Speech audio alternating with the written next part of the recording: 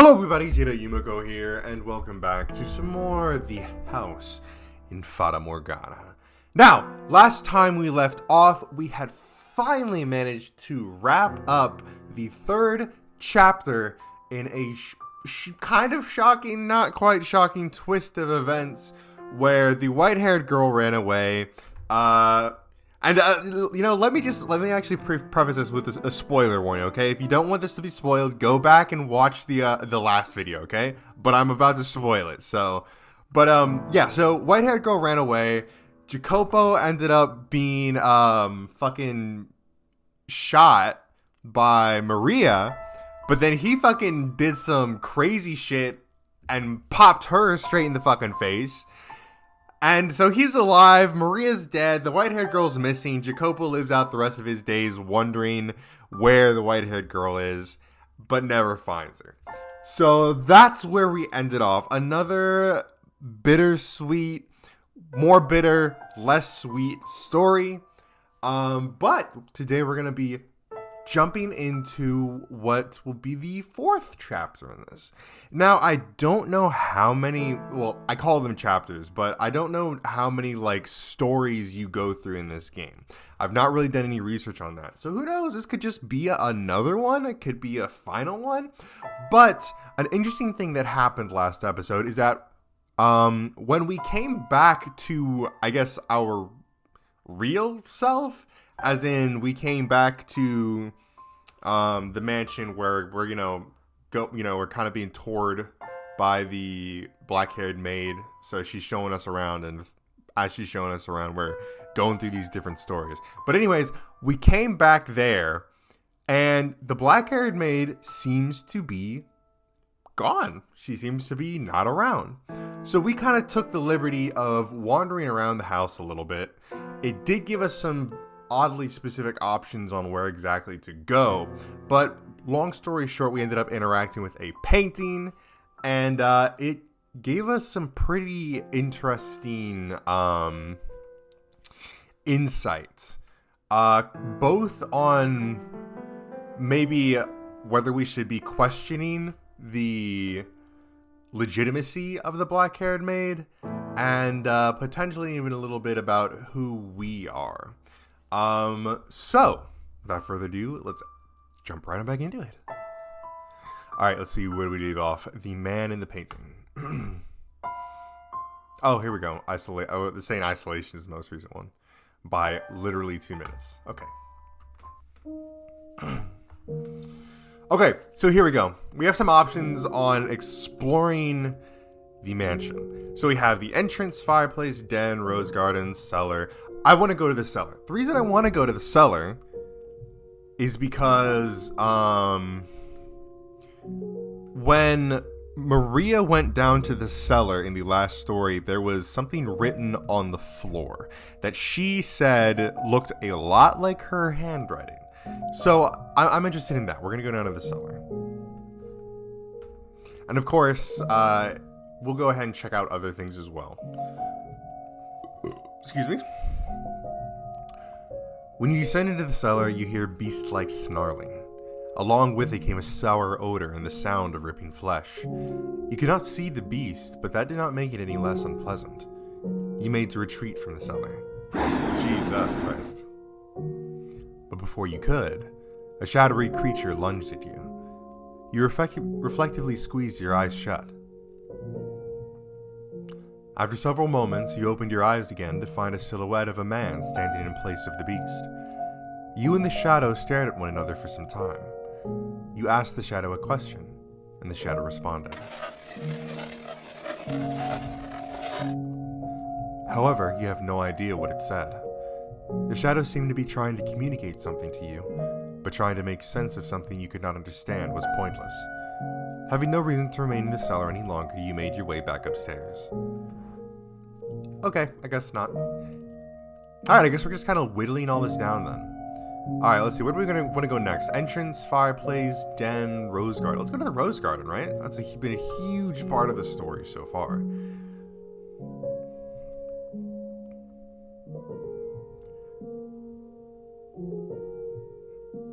Look, your head is covered in roses. Oh, brr. You got petals on the book. This isn't mine. I can't afford to... You thought you could hear the sound of children laughing. You could not see them. Regardless, their cheerful voices warmed your heart. You decided to linger there in the garden for some time. Along with the children's laughs wafted a sweet fragrance. The wind blew, whisking flower petals up into the air. It was an enchanting sight. But after a while, the roses began to wilt. You could no longer hear the children's voices either.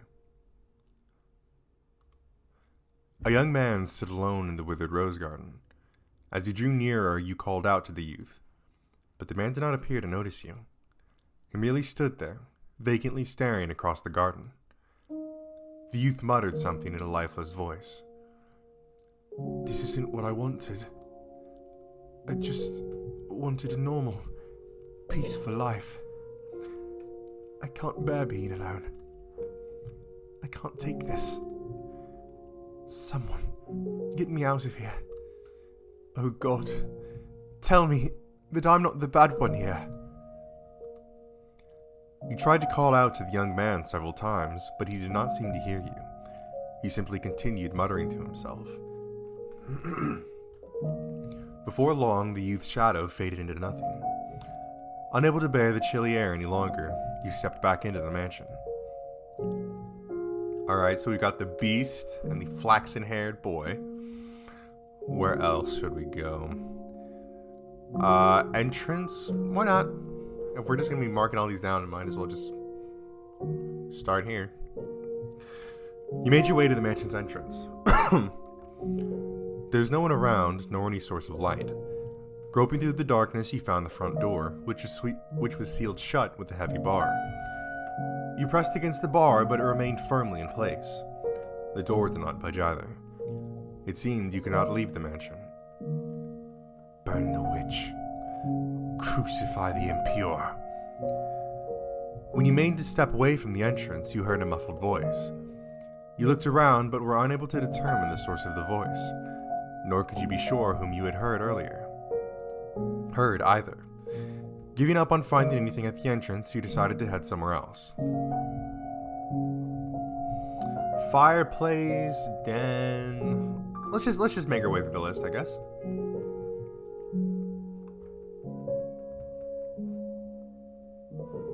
You made your way to the room with the fireplace. What remained of the fire crackled weakly, leaving the room in a veil of darkness. You remembered that you had awoken here. Out of sheer curiosity, you sat down in the rocking chair you'd been sleeping in. Creak, creak, creak. It was as soothing as a cradle to a baby, and in short order, you found your consciousness drifting from your grasp. Oh?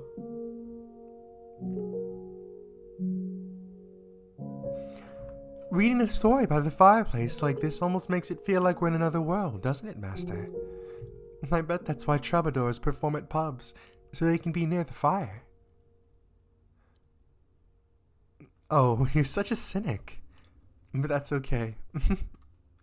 Say, do you remember when I first arrived here? When I was cleaning the library?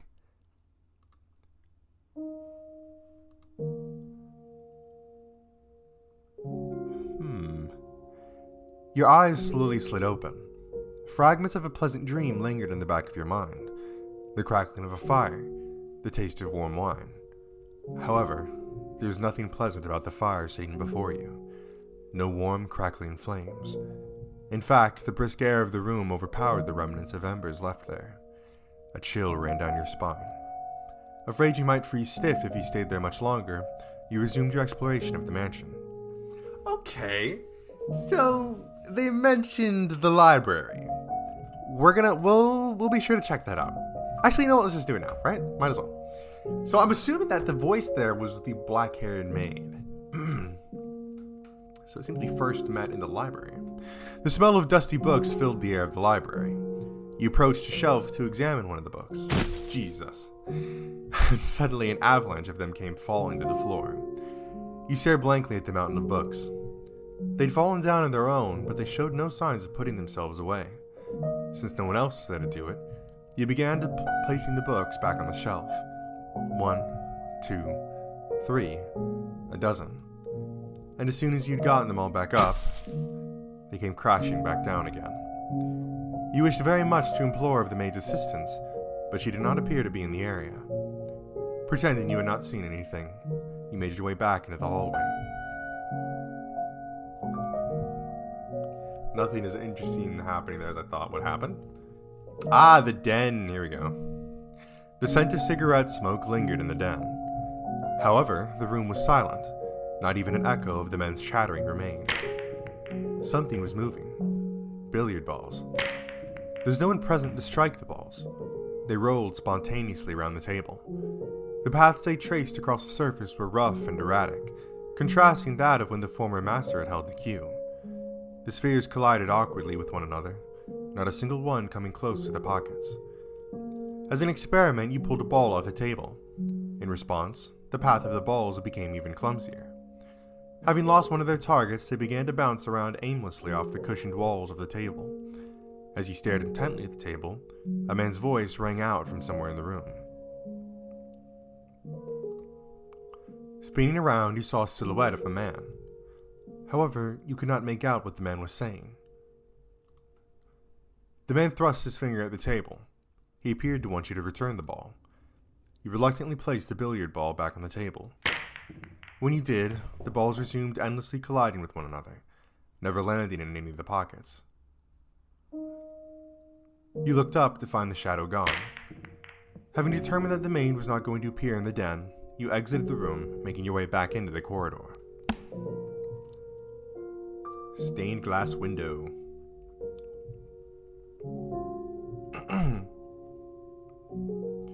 You approached the stained glass window.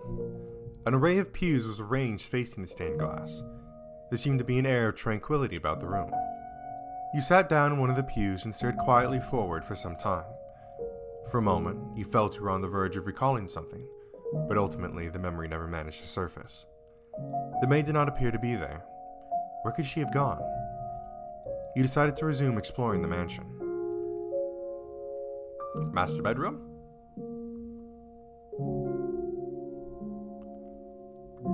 You inserted the key you'd been given into the door's keyhole, and with a twist, the door opened.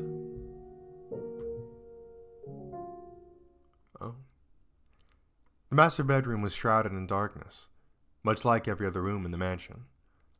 It had evidently been left unused for some time. The air in the room was stale and forlorn. Master. A voice seemed to ring out from somewhere. Come on, get up. Up with you. Master!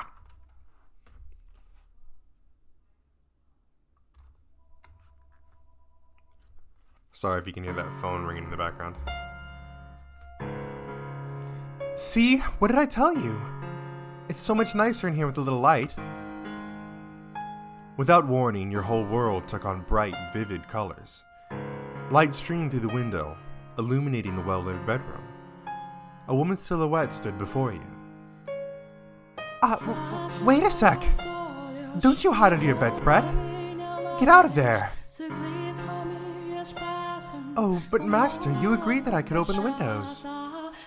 Don't worry, I've put curtains up. If it gets too bright, you can draw them. Mornings take the best parts of being outside and squeeze them all into the same few hours.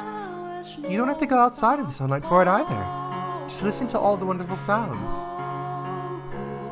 Joyous songs of the birds, the swaying of the trees, and the rustling of the leaves. You tried to call out to the silhouette, but it did not respond. Reaching out for her, your hand simply passed through her body. It did not seem to be you that she was speaking to. Perhaps you were looking at a scene from some other period of time. Am I being as pushy as I feel right now? I completely misjudged you. You're the exact opposite of what I thought you were. Let's see. I thought you were cold and cruel, heartless and incomprehensible, but I'm beginning to get a better idea. You try to put on airs, but you're really rather childish. You have a short temper, but can be surprisingly playful. What else? You have a pretty difficult personality, too. Now, hear me out here. It's not everything. You gave me a chance to talk, and you listened intently. And you can be kind of nice, too. We agreed that we would live together, not just in the same house, so we've got plenty of time to add more to the list. And I hope you can make your own list about me, too. This is just the beginning, after all. We've got a long, long time ahead of us. Plenty enough to get to know each other, no? Let's not waste any time, then. What do you say we do something today that we haven't been able to do before? Where should we begin? Oh, I know! We can get this place cleaned up. Now that there's actual light in here, we can see all sorts of things we'd probably rather not. Like dust. All over the place.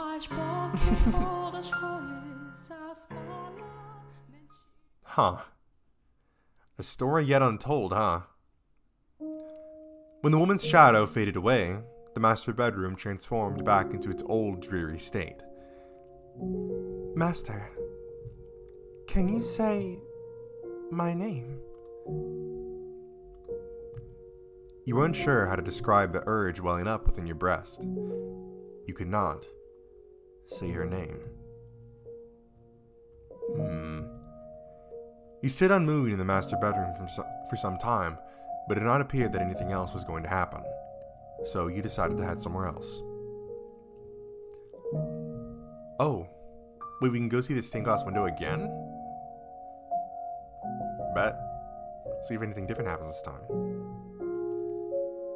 You returned to the room with the stained glass window. You searched throughout the mansion, but had no luck finding the maid. You felt somewhat tired, though you were not quite sure whether it was physical exhaustion or otherwise. You had little interest in doing any more moving about. Taking a seat in one of the pews, you gazed up at the stained glass. Staring solemnly back down at you was the archangel said to weigh the souls of the deceased. Perhaps he was trying to weigh your soul. Alright, we call for the maid. Master! Master! Oh, there you are, Master. You gave me quite the scare. After returning from the third floor, he disappeared without a word. Oh my, it was I who disappeared. That is quite strange. I did not go anywhere as far as I am aware. Nevertheless, I'm glad to have found you. I would have been at a complete loss for what to do if I had been separated from you yet again. I did indeed say that when you were first arrived. I've been waiting for your return for a very long time. For centuries, as a matter of fact. That would make me a ghost, then, you say? I'm very much not a ghost. Would I be able to hold your hand if I were? Saying this, the maid took your hand. It was cold enough to send a shudder down your spine, and completely devoid of life. Though, as chilling as it may have been, you still took comfort in the feeling of her hand in yours. The maid looked down at you with gentle eyes. After a few moments of silence, she sat down beside you. The stained glass is quite beautiful, is it not? Every time I see it, it brings tranquility to my heart. A dreadful, deep-rooted curse afflicts this mansion. However, this room is the one exception. Can you feel the purity that hangs in the air, Master? Yes? What is it, Master? You are correct. The stained glass window had been shattered, and it was not present in the time period of the previous tale. I wonder... Perhaps it is because the mansion we are in presently resides in a realm separate from the real world. We're in a world constructed from myriad memories and histories. I'm sure that when you regain your old self, Master, the mansion too shall be restored to its original state. So do try and remember, alright? Oh, yes. Where did you go in my absence, Master? I see. So you explored the mansion then? And did you find anything noteworthy? Memories? I'm not quite sure what you mean. How peculiar. As a servant of this house, I pride myself in being aware of most everything present within these walls. I wonder whose memories they could be. The key to the master bedroom. Why did I throw away the key? I beg your pardon? You say a painting told you? You could see perplexity on the maid's face. You'd never seen her make such an expression before. I know nothing of any key. No, master, you should not tell jokes meant to cause others discomfort. But a talking painting, you say? You seem to have a rather vivid imagination. Maybe you can tell the next tale, master. I'm only teasing. Now, that was a nice break, but we should get moving. The tale I'm about to show you is the last of the mansion's memories. Oh, I guess that answers our earlier question. I'm certain you'll remember after seeing it. To our feet. The final door is not far. And please, do not let go of my hand. Holding your hand, the maid led you to the far end of the room. So clearly, there's some kind of memory associated with the master bedroom that the maid is not wanting us to see, for whatever reason. Crossing beneath the stained glass window, a metal door came into view. Our destination lies at the top of these stairs. There we will find one last door. She pushed open the metal door, revealing a long, long spiral staircase.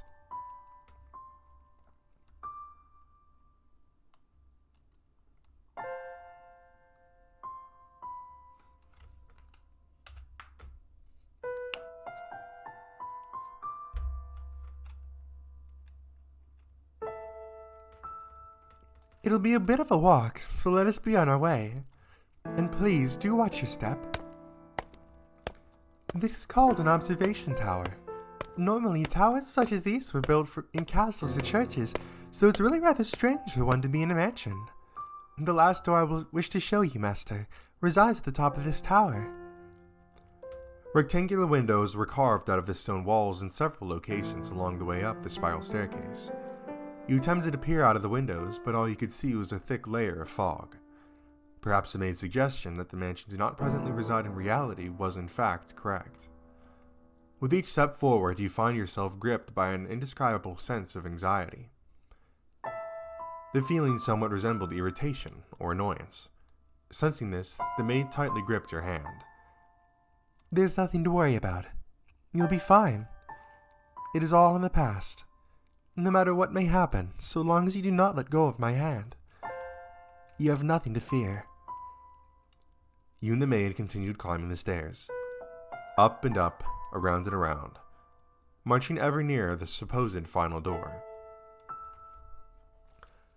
High up into the tower, as the light from below drew distant, a rotten wooden door came into view. Patches of what appeared to be blood stained the surface, and holes had been bored into it with sharp objects of some sort. You heard a scream from far below, where no one should have been. Kill the witch! Kill the witch! Kill the witch! Burn her! Burn her! Burn her!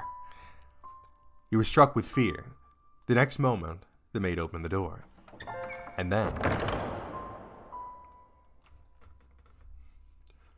you slowly descended into darkness. The fourth door, baby.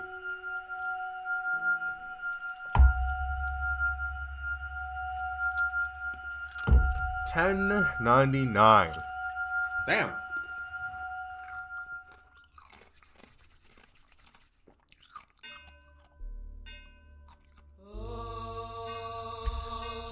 Set on a pot, set it on, and also pour water into it.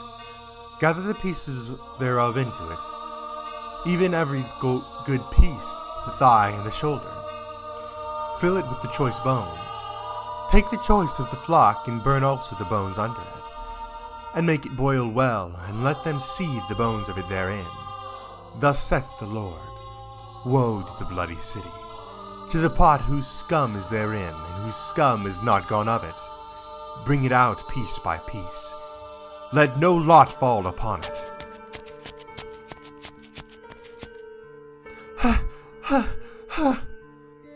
Where is she? Where'd she go? She came down this way, I'm sure of it! Find her! Find her, and burn her! Burn the witch! Burn the witch! Burn the witch! Burn the witch! Burn the witch! Burn her! Burn her! Burn her! Burn her! Then I will leave thee upon the land. I will cast thee forth upon the open field, and will cause all of the fowls of the heaven to remain upon thee. And I will fill the beasts of the whole earth with thee. And I will lay thy flesh upon the mountains, and fill the valleys with thy height. I will also water with thy blood the land wherein thou swimmest, even to the mountains, and the rivers shall be full of thee. And when I shall put thee out, I will cover the heaven, and make the stars thereof dark. And I will cover the sun with a cloud, and the moon shall not give her light. All the bright lights of heaven will I make dark over thee, and set darkness upon thy land. I seem to have lost them. Now, where am I? Where should I go from here? What am I to do? Darkness spreads as far as the eye can see. Not a ray... Oh, this is her, okay. Not a ray of light shines down upon me. All that strokes my cheek are tendrils of darkness. Every passing day, every fading hour, my world is engulfed in ebony. There exists no kindness in the shadow, only solitude. I've lost track of how long I've been on the run, wandering aimlessly, lost until I arrived at this dark forest. I no longer have anywhere to go. O Father who art in heaven, I kneel to thee within my heart and ask thee thy blessing. O Father who art in heaven, I ask thee to shine thy light upon me and show me the way. Please have mercy upon my soul. O Father who art in heaven, I do love thee dearly. Hallowed be thy name. Please show me the way. I may be shunned and persecuted, and I may have no place to go, but nevertheless I'm unable to give up on life, to cast aside my hope.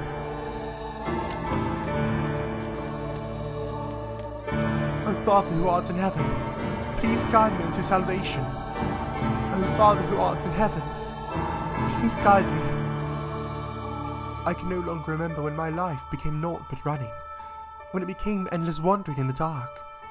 And now, when I've reached the point where I've long since forgotten my hunger and thirst, my voice has become hoarse, my vision gone blurry, and my consciousness begun sinking into a hazy morass. That mansion appears before me, wrapped in a morning fog that seems to foretell rain. Oh.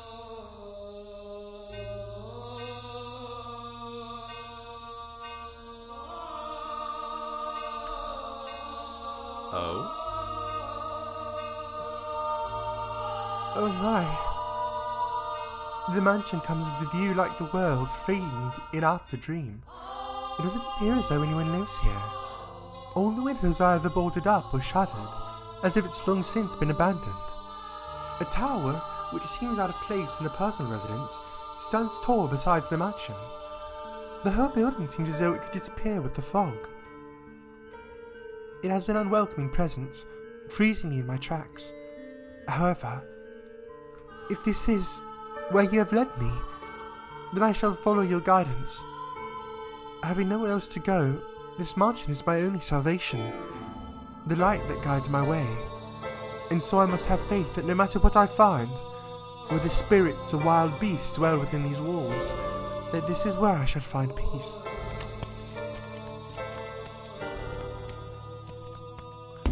Is anyone there? I guess it is abandoned. That makes sense. It would be more unusual for someone to be living in a house so deep in the woods, so far from civilization, like it's been forgotten to time. I can't imagine anyone spending their days here. I place my hand on the front door. What if I can't get in? I very much doubt I'll find anywhere else to stay wandering around through the woods. If the door doesn't open, then I'll die out here in the forest. I've come to accept much, but I'm not ready to forfeit my life yet. Please open. The door is heavy, and though it seems to protest my attempts to enter, it still opens much easier than I was expecting. I was worried over nothing.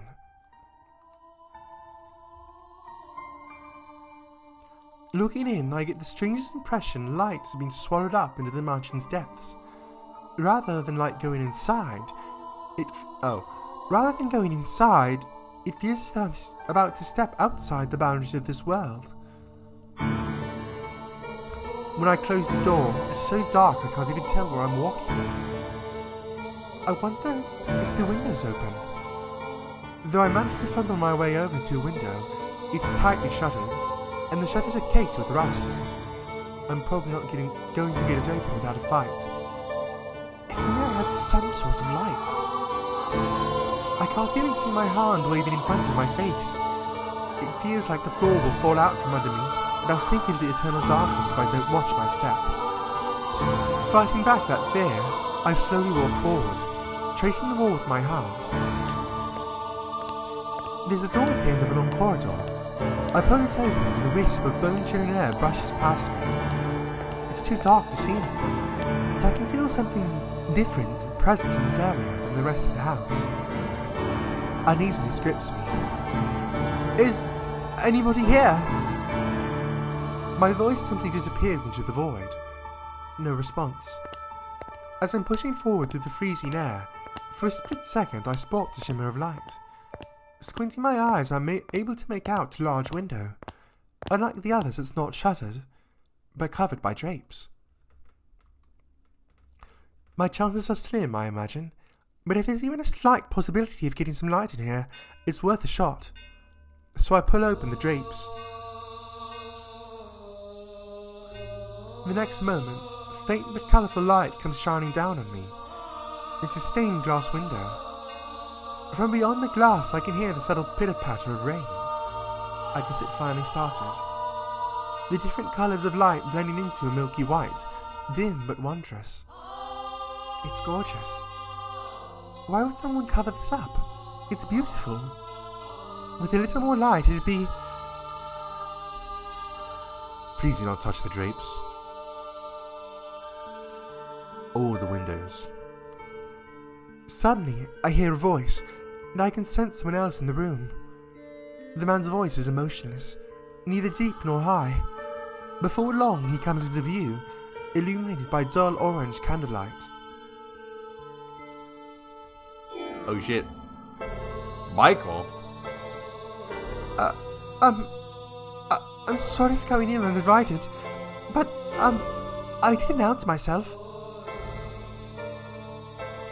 The man stands there, practically blending in with the darkness. Has he been there the whole time? He's staring straight at me. His gaze wavers slightly, but not enough for me to read anything into it. The candle in his hand and the light from the stained glass window are the only illumination in the room, neither of which are particularly bright. As a result, his outline is faint and blurred. It gives off the impression that he might vanish entirely between blinks. My apologies. I assumed the house was abandoned. I suspect you would have preferred it to be abandoned. Not at all. Is this, do you live in this mansion? Yes, I have for a very long time. I thought I'd barred the front door, but it would seem I left it open. What brings you here?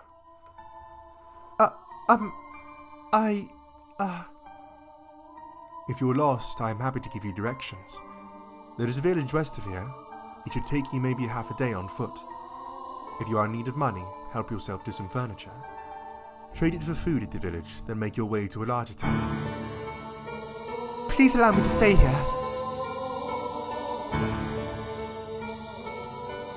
Could you repeat that? I cannot go to the village. No, I cannot go anywhere. I am no longer able to freely return to any town. I'm being hunted. You seem rather young to be a sinner. So you have transgressed. I am neither a thief nor an adulterer. If I bear any sin, then it has been with me than it has been with me since birth. This music is so loud! What is it with this game and making the music so fucking loud? I can't think.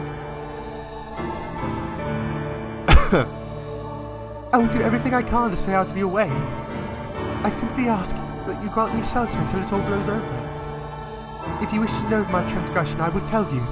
So please, do not throw me out. I see. And you ask this of me aware of how people refer to this mansion? Pardon? It is said that a witch once lived in this house. And not just any witch. A cursed witch. This house has been tainted by her seething hatred, and all who dwell within it meet their demise. But you live here, don't you? Like her, I too am cursed. Huh? What kind of curse? The one thing I can't tell you is that your life is in danger if you get involved with me. Should you approach my curse, I am likely to take your life. You'll kill me? Yes, so you do not belong here. To live with me in my mansion is to sentence yourself to death. No matter what path I choose, I very much doubt I have a future. And if that's the case, then I shall live how I want. I do not care what people say about you, or this mansion. I wish to stay here. You might think I'm rather strange, but my heart tells me that I must stay here, that I was guided here. And hearing what you've said only reinforces that. What are you scheming? I'm not scheming anything. I'm simply tired of running. So if your curse is going to kill me, then perhaps that's for the best. At the very least, you won't be hunting me. You won't try to flay me or tear off my arms or rip the flesh from my bones. And that's enough for me.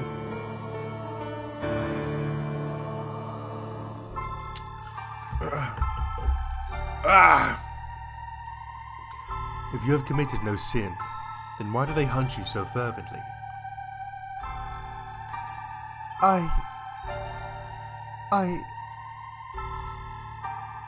I'm accused of being a witch.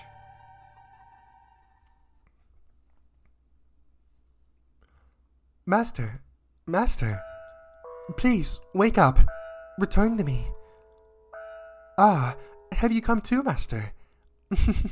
I apologize for sending you through the door without warning. It must have given you quite the scare.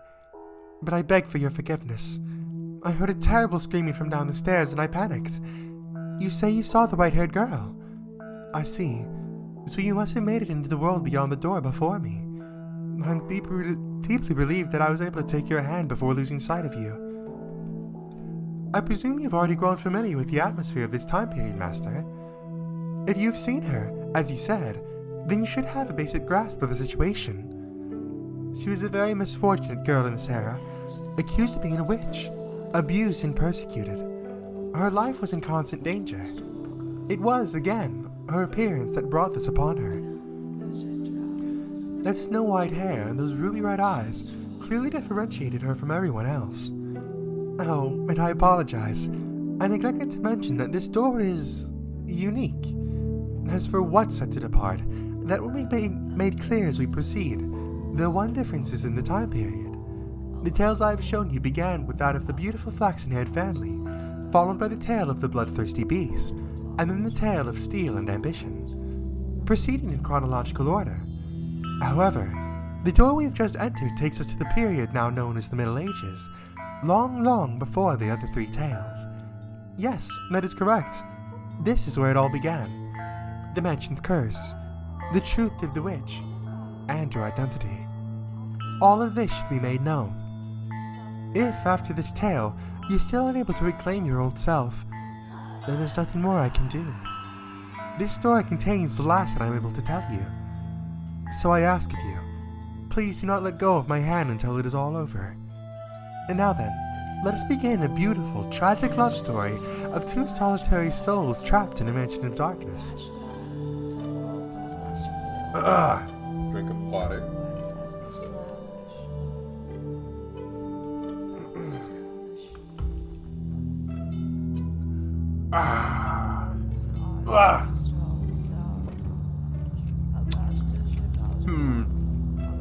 So we're jumping back a lot.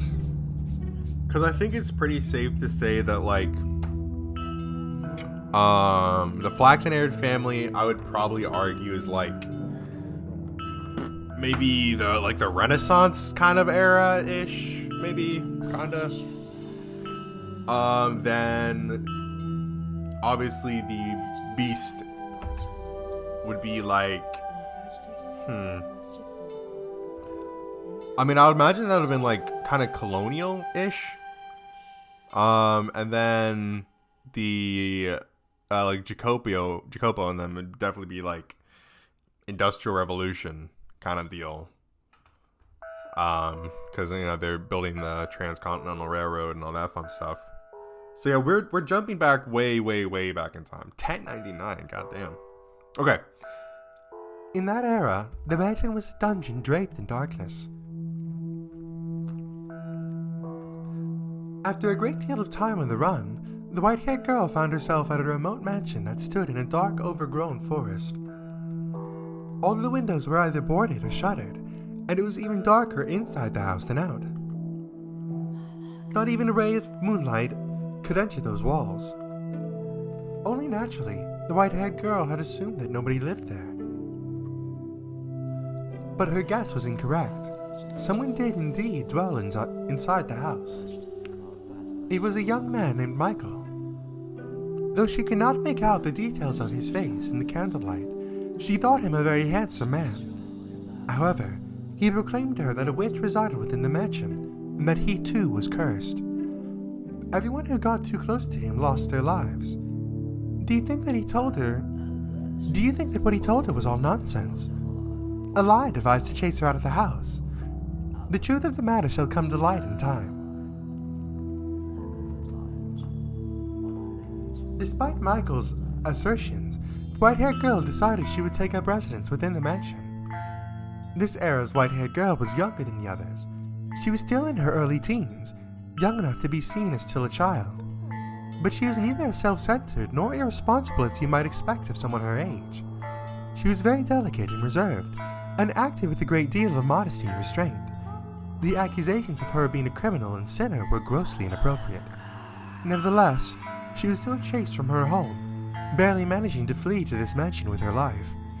Now, the white-haired girl thought it would be rude to simply take up space in the mansion, so she chased down the master, Michael, and asked, is there anything I can do to help? I'll clean or cook or do anything. Just let me know. I want to repay you for allowing me to stay here. You need not feel indebted to me. The weight of that obligation will only turn into disdain. But I can't just stay here and do nothing. Do whatever you like. As long as you do not enter my room. That is all I ask of you.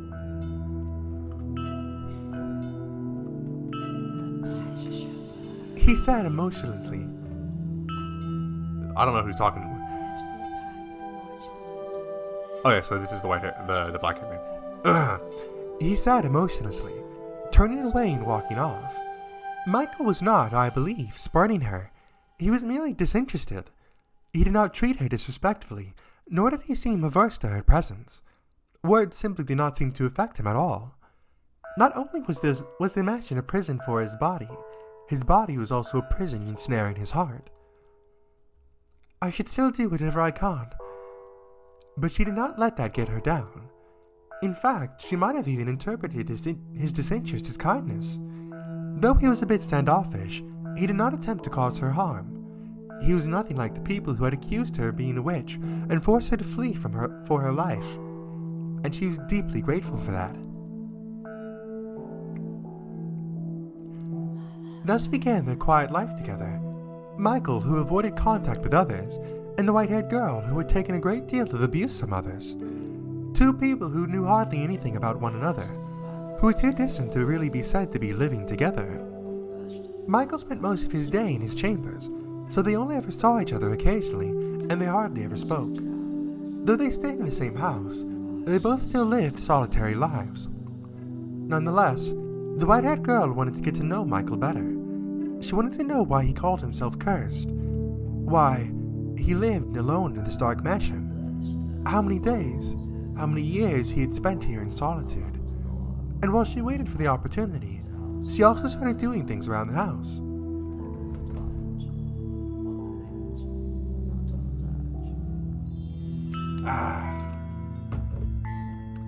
The first project she set out to take care of was cleaning. As her windows were all firmly shut, her only source of light was candles. For whatever reason, there was a great deal of candles stored in the cellar. She wondered where on earth he had acquired so many, but she never found the opportunity to ask him. It was difficult to see even all the dust and cobwebs with only candlelight, and considering the poor airflow throughout the house, she was afraid her efforts were going to be in vain. Still, she persisted, sweeping and wiping things down one room at a time. Eventually, she made her way to the library. The dust that had settled there was much heavier than in any other room, with each breath she had to fight back coughs. It was not a room one would normally be comfortable spending so much time in, but the sight of so many bulky volumes lining the cell sent her heart aflutter with delight. They're books. Incredible. Real books. The white-haired girl had never seen a book before. She had heard people describe them, but this was the first time she'd ever seen one for herself. Parchment was a very valuable commodity in this era. It was something monks or scholarly priests made use of, and not a material one could easily acquire without some degree of social rank. Books were not printed with machines, but copied by hand. A single volume took an incredible amount of work to create. Even the process of binding was an art. Standing before a shelf, she stared intently at the spines.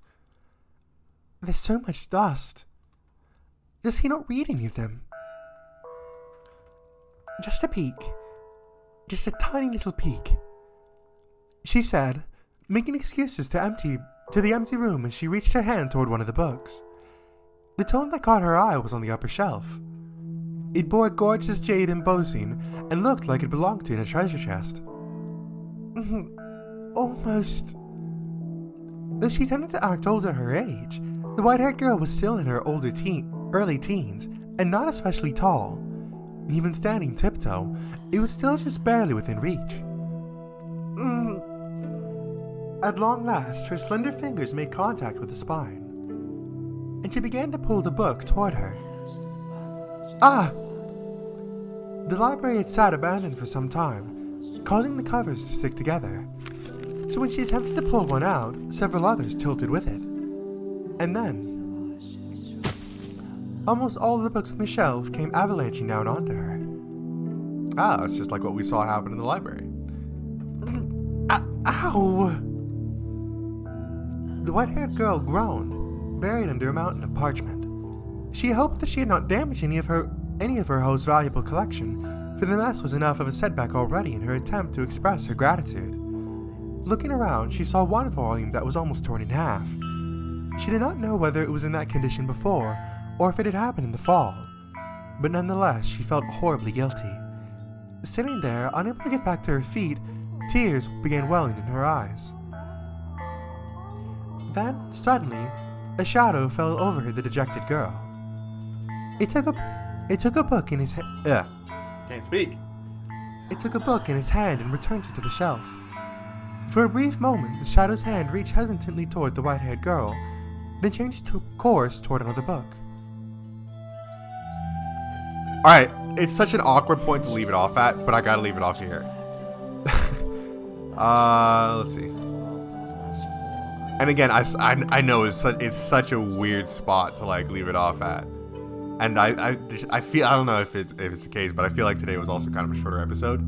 But yeah, no, I'm just completely, my voice is just, I'm losing my voice right now, and I'm at that point where I'm just starting to misread every little fucking thing. and I don't want to keep pushing myself through that, because then next thing you know, I'm gonna be fumbling over every fucking sentence, and it's gonna be a shit show. But okay, so some interesting developments. For one, we know that now, at least, that this is the final story, and that this story should supposedly wrap everything up and kind of bring everything together. So it seems that we did get a couple of glimpses of kind of what's gonna happen in this story. For one, it seems that this whole book interaction is gonna be like the first time they really get to, I guess, know each other or have any kind of real meaningful interaction. And secondly, it seems that at some point, yeah, they do end up, well, she is allowed to enter his chambers, which kind of seems like a whole thing right now. But what I'm most curious about is where the black-haired maid plays a role in this. Because she has consistently played a role. In the, what is it? In the flaxen-haired boy's family, obviously she was there. But in that one, she actually did have, like, direct interactions with the white-haired girl. In the Beast story, she kind of popped in and out of existence. Just kind of, like, early on, she was there. And she was constantly there, but not really there. But she did have interactions directly with the Beast. And then in Jacopo's story, she also worked as a maid directly for the inhabitant of the house. So I'm kind of curious as to if she's going to make an appearance in this one, because I can only assume that she would, right? But yeah, I guess we'll just have to see. So a witch, huh? And it seems like even more so than the white-haired girl, it seems like the biggest mystery is not even, okay, what's up with this mansion? It's not even, again, like, who the hell is the white-haired girl? And why does she keep, popping up in these stories? I'm mostly interested in who the hell the black-haired maid is. Because she is completely shrouded in mystery. She's so prominent and seems to play such a big role, but we know nothing about her. We don't even know, we barely get any real interactions with her, but it's been constantly brought into question. Not even like her legitimacy, but like her, I guess, trustworthiness. That's not really the best way to put it, but just what is her role in all this? Like, what is she doing here? Because there's no way she's just been placed here as the narrator, as the storyteller.